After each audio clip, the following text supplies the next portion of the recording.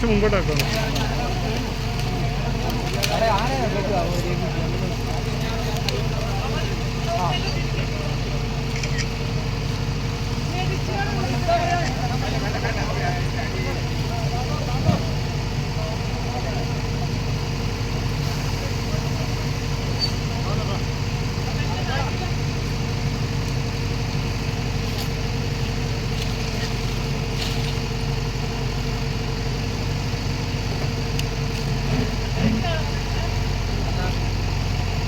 അയ്യൻകുന്ന് പഞ്ചായത്തിലെ കച്ചേരിക്കടവ് മുടിക്കയത്ത് സ്വകാര്യ വ്യക്തിയുടെ കൃഷിയിടത്തിൽ കൊമ്പനാനയെ ചെരിഞ്ഞ നിലയിൽ കണ്ടെത്തി.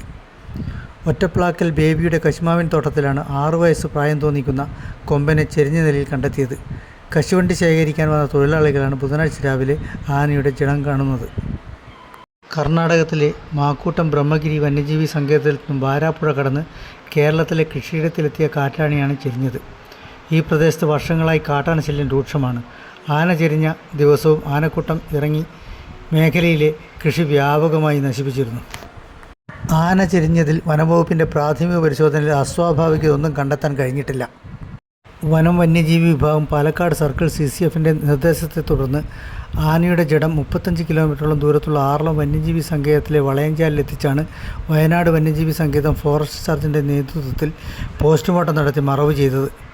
Kottiyoor ranger Sudheer Nerothu, flying squad deputy ranger P. Shyju, beat forest ഓഫീസർമാരായ KV ശിവശങ്കരൻ, ലിയാണ്ടർ അഡ്വേഡ്, KP സൗമ്യ, KV സുധി, കൊട്ടിയൂർ റേഞ്ചിലെ KV സിജേഷ്, VT ഉത്തര, രാഹുൽ എന്നിവർ നടപടിക്രമങ്ങൾക്ക് നേതൃത്വം നൽകി. Ayyankunnu panchayat president Kuriachan Paimpallikunnel, vice president Beena Rojas, സ്ഥിരം സമിതി അധ്യക്ഷന്മാരായ ഐസക് ജോസഫ്, സീമ മനോജ്, പഞ്ചായത്ത് അംഗം സജി മച്ചിത്താനി എന്നിവർ സ്ഥലത്തെത്തിയിരുന്നു.